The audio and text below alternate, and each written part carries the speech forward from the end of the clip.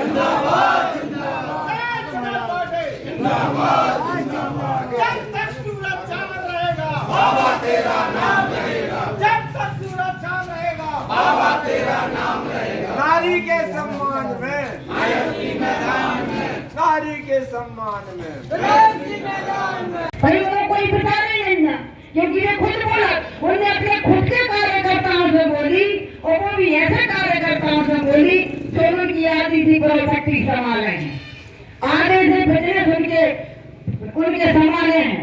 उनसे क्या बात उन्होंने बोली कि यार हमें पत्थरिया का कोई मतलब नहीं है, देखो तू बोल तो अन्याय बोल तू तुम्हारी और देखो हमें कोई मतलब नहीं है। क्यों? क्योंकि हमें मालूम है कि पत्थरिया का मतलब ऐसा नहीं है कि अगली बार जनता हम तुम्हें वोट देना ही तो नहीं है। हमने कई बार ऐसे चर्चाएं सुनी जब हम विधायक थे कि जो पहले हमारे मंत्री विधायक रहे हैं, हमारे हम विधायक थे उसके पहले, तो इसी जनता हमने और विधायकों को गाली गलौज करता देखी है। माँ बहन की गाली तक हमने उनके मुंह से सुनी है। आज हमें अपने आप में गर्व है और अपने आप में हम बहुत चैन की सुकून सोच है कि कम से कम हमने ऐसे कोनो काम तो नहीं करे कि कोनो हमें माँ बहन की या गंदी गाली देवे या फिर जूता मारने की बात करें, क्योंकि हमें गर्व है इस चीज को कि अपन कोई गलत काम नहीं करे। लेकिन हमने देखो है कि पूर्व विधायकों के लाने जनता 5 साल गाली दी, खुद से वादा कर रहे थे हम संविधान मिटा दें, हम नहीं ले कबूतर उड़ा दें। बाबा साहब के बारे में उनको भी तो कह रहे हैं, हमें तो ये जरूरत है वकील साहब पड़क पागल ही हो गए, वहाँ वकीली पड़क पागल ही से हो गए थे मतलब। और देखो ये भी एक बात है कि वकील साहब के साथ साथ हम पंडित समाज का कोई विरोध नहीं कर रहे। हम वकील साहब के साथ साथ ये भी सोच रहे हैं कि पंडित समाज के जो और समाज के लोग हैं कम से कम उनको तो सपोर्ट नहीं करने चाहिए। बहुत बड़ी बात हो जाए, बहुत बड़ी, कि बाबा साहब के विषय में जो शब्द उनने बोले हैं वे ऐसे शब्द हैं कि ऐसे व्यक्ति को चौराहे पर फांसी लगा दी जाए सार्वजनिक के रूप में, ताकि कोई कभी ये शब्द ही ना बोल सके कि हम संविधान मिटा दें, हम अस्तित्व मिटा दें, हम नीले कबूतर पूरे उड़ा दें। अरे अगर कबूतर मूल पर बैठ गए तो चौंसठ है तो वह पूरा मूल खा दें। नीले कबूतर की बात कर, वरना पीले हरीले नीले में थोड़ा है भाई। ऐसी सोच वाले लोग हैं, ऐसी सोच वाले लोगों से तुम लोगों को बच के रहने हैं, प्रचार करने हैं कि जो शोषण करने वाले लोग हैं। और ऐसा नहीं है कि पंडित समाज में अच्छे लोग नहीं हैं, चंद लोग हैं, सभी लोगों की ऐसी बुद्धि नहीं है। और वैसे हमारी खुद की विचार है, हमारी खुद की सोच है कि हर व्यक्ति के लाने जात पात को हटा के मानवता में जीरो चाहिए और मानवता की बात करो चाहिए। और एक बात और सभी जनता जनार्दन से बोल रहे हैं कि आप लोगों नेता भी ऐसे ही क्यों चाहिए जिसके अंदर भावना चाहो मानवता इंसानियत की। रही बात हमारे पथरिया के मंत्री जी की, तो पथरिया के मंत्री जी की आदरणीय लखन पटेल जी की और आज फिर ज्ञापन दे रहे हैं पथरिया की जो समस्याएं हैं। पहली समस्या तो सबसे बड़ी ये है कि 14 नंबर वार्ड में जो गरीबों के मकान तोड़ हैं और वो जगह निकाली जा रही है, काय के लाने निकाली जा रही, कैसी निकाली जा रही जो तो हम नहीं है मालूम। लेकिन एक बात जरूर बोले कि अगर हम किसी को बना नहीं सकते तो किसी को मिटाओ, किसी का आशियाना मिटाना मतलब तो अपने बर्बादी को काम कर रहे। खुद भी गरीबों के घर हैं, मेहनत मजदूरी करके बना रहे। अभी जाके एसडीएम साहब से भी इस विषय में चर्चा कर रहे हैं कि भाई गरीबों के घर न गिराए जाएं, बड़ी मेहनत से बनाते हैं, हरामखोरी को पैसा नहीं है कि कहूँ भी कभी भी लगा उतरे होते कि टूट जाए तो तरह जाए। तो हम अपना प्रयास और हमारी पार्टी प्रयास करें कि उनका मकान न टूटे। हमारी पथरिया की नगर पंचायत में बहुत बड़ी अनियमितताएं हैं, लंबे समय से चल रही है, 7-2 साल से। कहीं पानी की, कहीं कुटीरों की, कहीं जमाने की, कहीं डिवाइडर की, कहीं लाइट की, बहुत ज्यादा अनियमितताएं हैं। हमारे आदरणीय दमोह के पथरिया के जो मंत्री जी हैं श्री लखन पटेल जी, मैं उन तक ये बात मंच के माध्यम से पहुंचाना चाहती हूँ कि आपका कर्तव्य है, आप विधायक हैं, आप इन विभागों पर लगाम लगाएं और सुचारू रूप से ये काम हो ताकि जनता को कोई परेशानी ना हो। ये हमारा आपसे विशेष आग्रह है, क्योंकि एक विधायक के साथ साथ आप बहुत बड़े पद पर मंत्री भी हैं। आप काम बिल्कुल बाकायदा कर सकते हैं, एक फोन पर कर सकते हैं, किसी की मजाल नहीं, चाहे जनप्रतिनिधि हो चाहे कोई हो, वो जनता के साथ गलत कर सके। खुद के अंदर वो पावर होनी चाहिए कि हमें जनता के हित में ये काम करने हैं, तो वो जरूर हुई है। हमारे पार्टी निरंतर ज्ञापन दे रही, दमोह में हो चाहे इधर हो, बिजली से बहुत ज्यादा परेशान है गरीब आदमी। भाई इतनी ज्यादा परेशानी है कि बिजली के बिल तो जब से स्मार्ट मीटर लगे हैं तो दिन दूने रात चौगने आ गए। अब बताओ, फिर आप लोग सोचो कि बिल नहीं भरा, 23 तो बिल नहीं भरा, तो फिर चोरी चपाटी करा, फिर जैसे लाइट काटा तो जैसे लाइट काटा, बिल्कुल कर रहे हैं। जब बिल दूने दे हो तो कर रहे हैं। तो ये स्मार्ट मीटर बंद करेगा और लिमिट को जैसे गरीबों के हिसाब में बिल आउट हो, वैसे गरीबों के बिल रह जाए। कैसे जब जो गरीब के 150 रुपया कितनी यूनिट महीना पे लगने चाहिए थे, उनके भी डबल बिल आ रहा है। तो सभी चीजों के लेके हम लोगों ने ज्ञापन दिया है। वर्तमान में अभी हमारे दो वक्ताओं ने बहुत अच्छी बात कही है कि ढोरों की पशु हैं जो रोडों पर फिर रहे हैं। तो देखो, जरूरी नहीं है कि जो बात हमें अच्छी लगी वह इन्हों भी लगे, जो इन्हों लगी वह हमें लगे। हम एक बात जरूर बोल रहे हैं कि शासन प्रशासन, पशुपालन या फिर तुम्हारे ढोरों के लाने गौशाला या मंदिर या मस्जिद, इन पर ध्यान न दो। अगर ध्यान देने हैं तो जो पैसा सही जगह पे लगाओ, जहां लोग शिक्षित हों, जहां लोग पढ़ सकें। आप ये बताओ, अगर हमें न्याय मिलत हो तो न्याय भगवान के तो न्याय मिलत हो तो न्यायालय बनाने की जरूरत न पड़ती। आप लोग हमारी बात को समझने के लिए थोड़ी दिमाग जरूर लगाइयो। अब ये नहीं बोल रहे कि भगवान मतलब न्याय नहीं मिला, लेकिन अगर ऐसा हमें जाकर भगवान के सामने खड़े हो तो न्याय तो मिल नहीं रहा है। अगर भगवान के तो न्याय मिलने लगा तो न्याय नहीं बनते। और माँ सरस्वती जी के तो जाके अपन को सरस्वती जी के यहाँ शिक्षा जब मिलती तो जो स्कूल न बनते। तो आज हमारे लाने मंदिर मस्जिदों से ज्यादा जरूरी शिक्षा और स्वास्थ्य है। बहुत ज्यादा जरूरी स्वास्थ्य और शिक्षा है। और शिक्षा तो इतनी ज्यादा जरूरत है, लेकिन भैया सरकारों के काम ये है कि फिर तो चाहता ही है कि तुम्हारा अनपढ़ बने रहो, जिसमें गरीबों के बच्चा तो पढ़े ही लिखे हैं, ऐसे फिर ऐसे कोई सुविधा नहीं है। कोनो दिल्ली जा रहा हो, कोनो मुंबई जा रहा हो, कोनो गुजरात जा रहा हो, बच्चा बेचारे पर अनपढ़ रहेगा। तो इन सरकारों की क्या सोच है, लेकिन इनके हिसाब की मत चलो।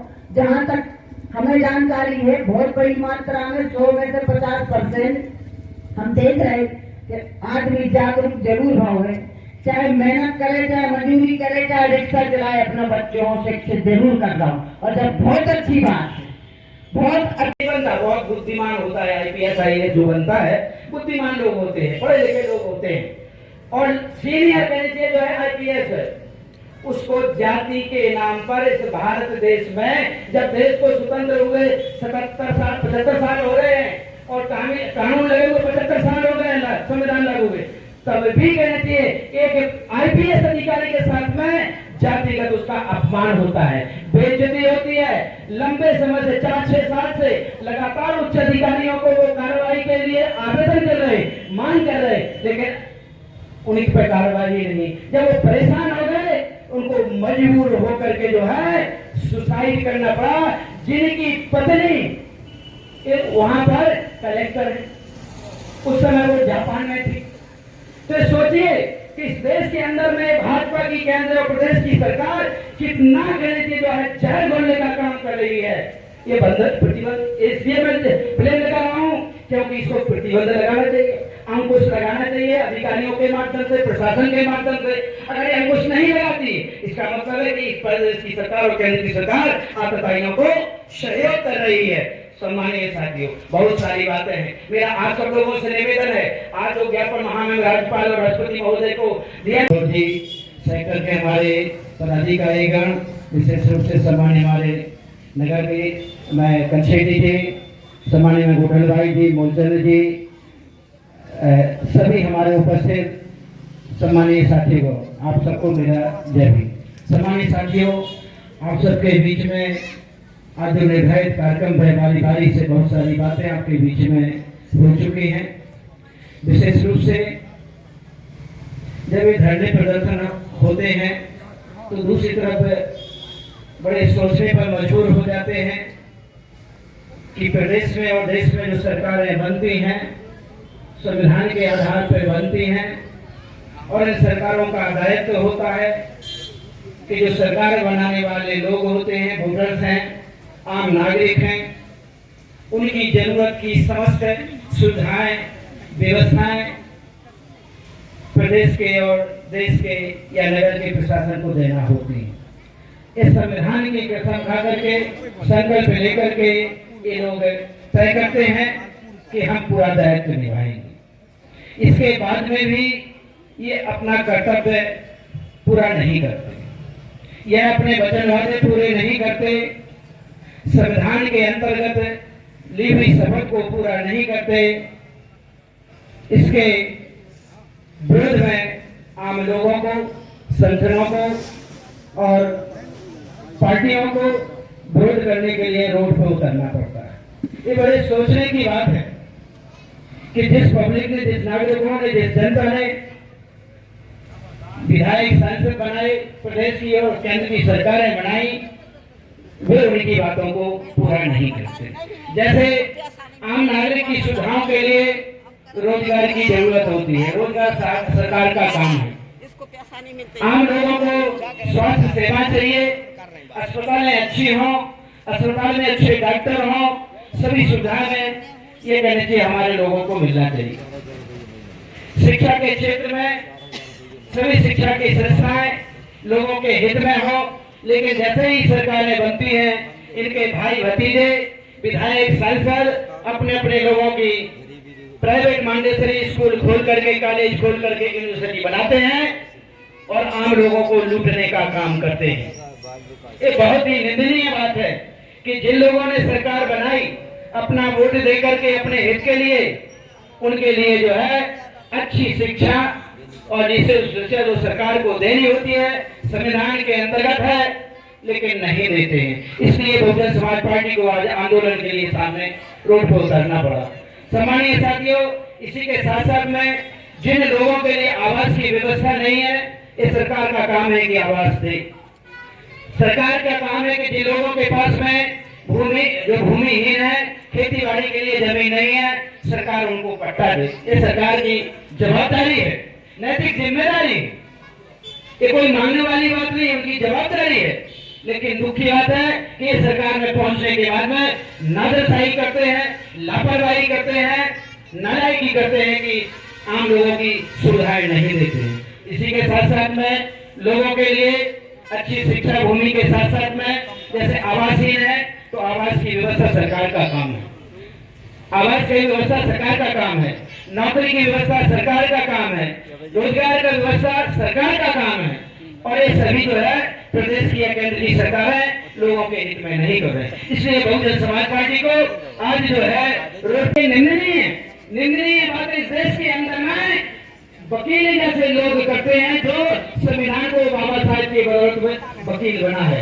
ये आप लोगों को देखा गया, आप लोग देख रहे हैं। तो बहुजन समाज पार्टी ने आज के ज्ञापन में ये बात रखी है कि ऐसे लोगों के ऊपर कठोर कार्रवाई के साथ साथ एनएसए के अंतर्गत, राष्ट्रपति के अंतर्गत कार्रवाई की जानी चाहिए। ये बहुजन समाज पार्टी ज्ञापन में, जो ज्ञापन महामहिम राज्यपाल मध्य प्रदेश और दूसरा ज्ञापन महामहिम राष्ट्रपति महोदय भारत को सौंप रहे हैं, इसमें ये बात को कही गई है।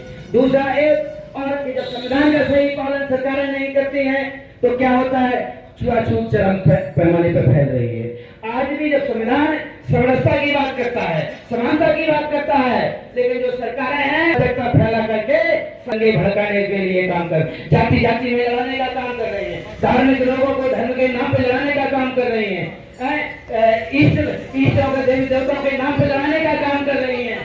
उदाहरण के लिए आप लोग एक और मैं बताना चाहूंगा, यहाँ पर समानता के आधार पर एक सकरिया गांव है, दमोह जिले का ही सकरिया थाना पटेला है। वहां पर एक कुशवाहा समाज के भाई हैं। वहां क्या हुआ, मैं एक कहानी बताना चाहूँ, पहले घटना बताना चाहूँ। उस गांव के लोगों के बीच में कुछ आताताई लोग शराब बेचने का काम करते थे, जिसको पीकर के जो है नवयुवक बर्बाद हो रहे थे, घर बर्बाद हो रहे थे, माताएं बहनें परेशान थी, बुजुर्ग लोग परेशान थी, बेटी लोग जो घर से निकलने के लिए परेशान थी, स्कूल जाती थी बेटियां तो उनको परेशानी होती थी क्योंकि मंचले पीपा करके अभद्र व्यवहार करते थे, कमांड करते थे। तो गाँव के लोगों ने अच्छा एक संदेश देने के लिए तय किया कि गाँव में शराबबंदी हो। शराबबंदी की मीटिंग करके पूरे गांव में ढिढोरा पड़ा, पंचायत हुई कि शराबबंदी की जाएगी और जो शराब बेचेगा उसको जूतों की माला पहना करके उसको घुमाया जाएगा और प्रशासन को सौंपा जाएगा। ये किसने तय किया? ये किसी एक व्यक्ति ने नहीं, पूरे गांव के लोगों में। गांव में कौन? माताएं हैं, बहनें हैं, हर धर्म समुदाय के व्यक्ति हैं, बेटे हैं, सब लोगों ने तय किया। और जब इसका उल्लंघन हुआ, तथाकथित अन्नू पांडे नाम से व्यक्ति ने शराब बेचने का काम किया, तो वहां लोगों ने विरोध किया। ये तो गलत है, जो तय गांव ने किया है उसका विरोध है। तो वहां पर एक मीम फोटो करेंगे व्यक्ति ने डाल दी, मीम फोटो डाल दी, क्योंकि तय हुआ था, पंचायत में तय हुआ था कि जो शराब बेचने का काम करेगा उसको जूतों की माला पहनाई जाएगी और घुमाया जाएगा। तो उसने तो मीम एक सांकेतिक बात करी और उस बात को लेकर के उसके साथ में क्या हास्य हुआ, उसको उन तथाकथित बदमाशों ने, गुंडों ने, शराबियों ने, जो गंदे लोग थे, उन लोगों ने उस परसोत्तम नाम के कुशवाहा समाज के लड़के को बुला करके पंचायत में, और कहाँ कर रहे, मंदिर जैसे पवित्र जगह पर, मंदिर में कहनी चाहिए, वहां पर पंचायत करके उसको जो है 51,000 से दंडित किया गया, उसको समाज से बंद, गांव से बंद करने का फरमान जारी किया गया। और सबसे बड़ा क्या कि जो मनचले लोग जो आतताई थे, जिन पर पहले से 4-6 केस दर्ज हैं, उस अन्नू पांडे के पैर धुलवा करके सार्वजनिक रूप से पिलाने का काम किया। ये बड़ा अमानवीय, घृणित और बहुत ही गंदा काम है, जो कानून की नजर में बहुत बड़ा अमानवीय अमानवीय उदाहरण है।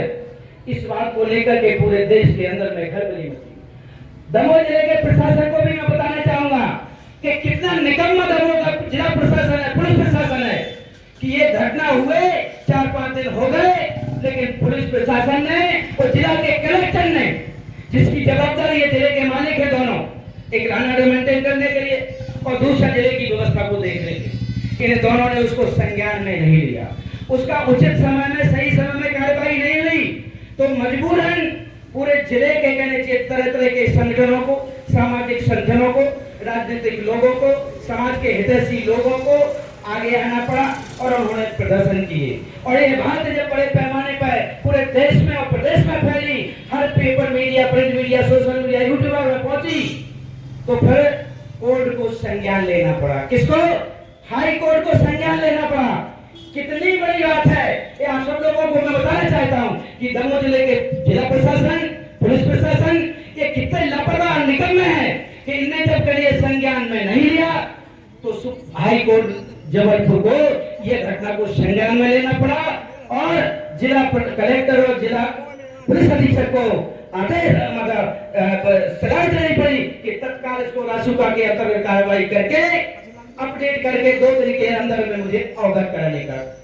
तो ये इस दमोह जिले का जो एसपी है, कलेक्टर है, मैं कहता हूँ अकड़बंद, लापरवाह है, ये अपना दायित्व नहीं निभा रहे। अगर ऐसे में लोग भड़क जाए तो नाजायज नहीं, जायज है। लोग अपने हित की रक्षा के लिए रोडों पे उतरे तो कौन सी गलत बात है। और आज जब उतरने के लिए लोग तैयार हैं, गलत का विरोध कर रहे हैं, तो प्रशासन अपनी लाठी बांधने के लिए लाठी लेकर के तैयार है। कितनी बड़ी कहने की जो है गलत बात है। ये आप सब लोगों को सतर्क रहने की जरूरत है। आने वाले समय बहुत ही खराब इस सरकार में, केंद्र प्रदेश में जो है ये लाने वाली है। इससे जवाब लेने के लिए, इसको बदला देने के लिए, इसको खत्म करने के लिए हम सब लोगों को तैयार होना पड़ेगा। सम्मानीय साथियों, एक और घटना मैं आपको बताऊंगा, विज्ञापन में शामिल है। एक हरियाणा प्रदेश है, भारत का ही हिस्सा है। वहां पर एक बाय पूरन कुमार जी हैं। दिनेश चौधरी जी इस नगर के नगर अध्यक्ष, परम आदरणीय पुरुषोत्तम पटेल जी, समस्त कार्यकर्ता पदाधिकारीगण एवं हमारी माता बहन, साथियों, जिस प्रकार से ज्ञापन में मुद्दे हैं, वो मुद्दे पहली बार जब हमने ज्ञापन दिया था यहाँ वो हो जाने चाहिए थे, लेकिन बड़े शर्म की बात है यहाँ दो मंत्री बैठे हैं जिन्हें पशुपालन मंत्री कहते हैं, उनको जरा भी शर्म नहीं लग रही। हमारा और आपका पैसा पत्थरों में और जानवरों में लगा रहे, उनको जरा भी शर्म नहीं लग रही कि किसी भी सड़क से निकल जाओ आपको कम से कम हजारों की संख्या में वो माता दिख जाएंगे। और वो यहाँ के गोरक्षक वाले पूरे जिले के, उनको सिर्फ वो राशि से मतलब है जो उनको महीने में 4-4 लाख रुपए मिल रही, वो कोई गोरक्षक नहीं है, वो कोई हिंदुत्व के पुजारी नहीं है। मैं इसे ज्ञापन के माध्यम से और इस मंच के माध्यम से हमारे यहाँ के जो मंत्री जी हैं उनसे अपील करता हूँ कि अगर जरा भी आपको शर्म हो, जरा भी अगर आपको लग रहा हो कि वास्तव में हम पशुपालन मंत्री हैं तो इन जानवरों की रक्षा में करना है, तो जिस प्रकार से हमारे ज्ञापन में मांग रखी गई है उस मांग को पूरा करें। और रही बात जो हमारे पूर्व में जिलाध्यक्ष महोदय ने कही, हमारे पूर्व में पटेल साहब ने कही, हमारे पूर्व में भूपेंद्र स्वामी जी ने कही, बात अच्छी मुद्दों की, जिस प्रकार से पूरे मध्य प्रदेश में और पूरे भारत में एक जातिवाद चलाया जा रहा है, एक इस प्रकार का जातिवाद चलाया जा रहा है कि सुप्रीम कोर्ट के ठीक है साथियों, आज जो यहाँ के बुद्धिजीवी लोग हैं वो भी चिल्लाने लगे कि भैया ये जाति का बीच कौन हो रहा है। तो साथियों आप लोगों को याद होगा तो मनु का सारा कानून का मनु का समय था, क्या ये वही सब समय लाना चाह रहे हैं? अगर आप सतरिया जैसे गाँव भरवा के करवा रहे हैं तो निश्चित ही अगर इस अंग्रेजी सरकार, भाजपा सरकार, RSS की सारे प्रकार से हमारी भाजपा सरकार को दोबारा बनाएंगे 2028-29 में, तो निश्चित ही आप अगर किसी भी सत्य व्यवस्था में करेंगे तो आपकी हत्या कर दी जाएगी। अगर आपने किसी सत्य व्यवस्था में सुन लिया तो आपके सामने तुलना के पीछे डाल दिया जाएगा। ये व्यवस्था आने वाली है, यही है RSS का 100वां शताब्दी वर्ष। जिस प्रकार से पथ संचलन पूरे भारत में हो रहा है और लाखों की संख्या में 1.5 लाख को यह टारगेट दिया गया है मध्य प्रदेश में कि SC, ST, OBC के लोगों को बेरोजगार करना और RSS में भर्ती करो। बहुजन समाज पार्टी के कार्यकर्ता बहुजन समाज पार्टी की विचारधारा का खत्म हो। तो मैं आपको बता दूं, ऐसे बातें कही होना चाहिए जो मेरे बात से वो नहीं पूरा कर पाए तो ये तो नाती होता है।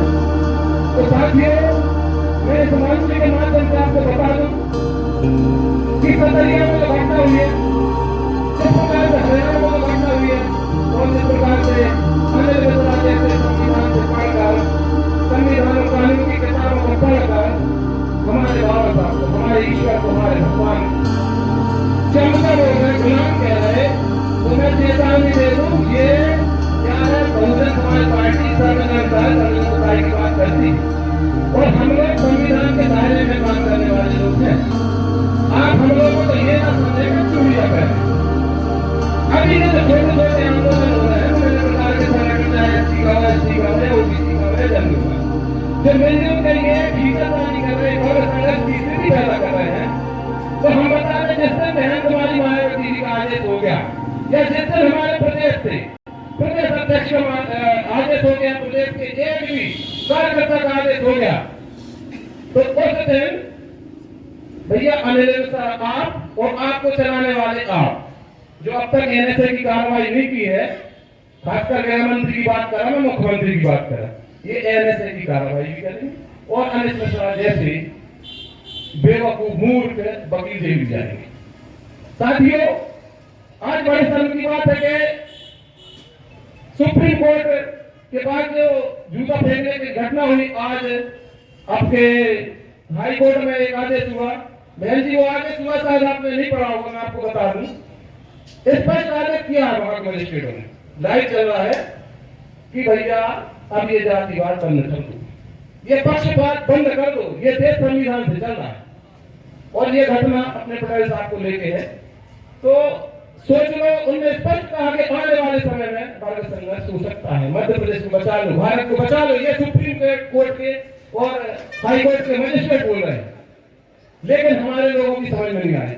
तो साथियों, ज्यादा वक्त न लेते हुए अंतिम 2 शब्द में यही कहूंगा आप लोगों से कि विभिन्न प्रकार के आप संगठन बना लो, विभिन्न प्रकार की छोटी छोटी पार्टियां बना लो, ये सिर्फ वाइब्रेशन फैला सकती, और हम और आप ऐसे एक नहीं 1000 ज्ञापन देते, 1000 आंदोलन करते, तब भी जातिवाद से और जिस प्रकार से ये पक्षपात कर रहे हैं उससे हमें निजात नहीं मिलेगी।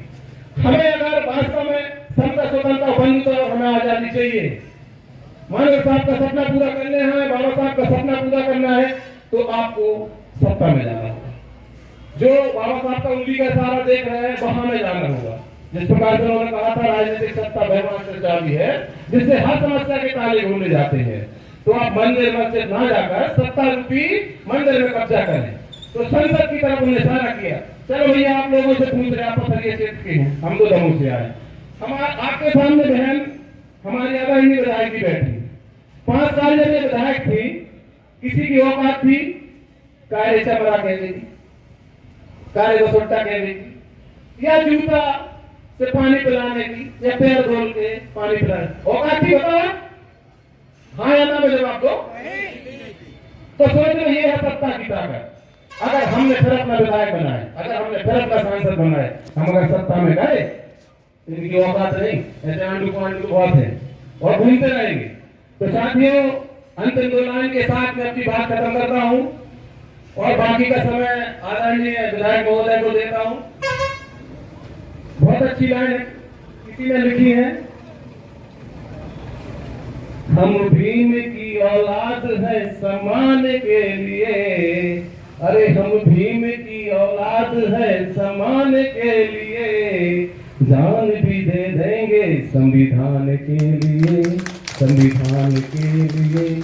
ऐसा नहीं कि जान बस हमारी जाएगी, अरे ऐसा नहीं कि जान बस हमारी जाएगी, घटना फिर कोरेगांव की दोहराई जाएगी, दोहराई जाएगी। जय भीम, जय भारत, जय संविधान, जय जय काशी राम।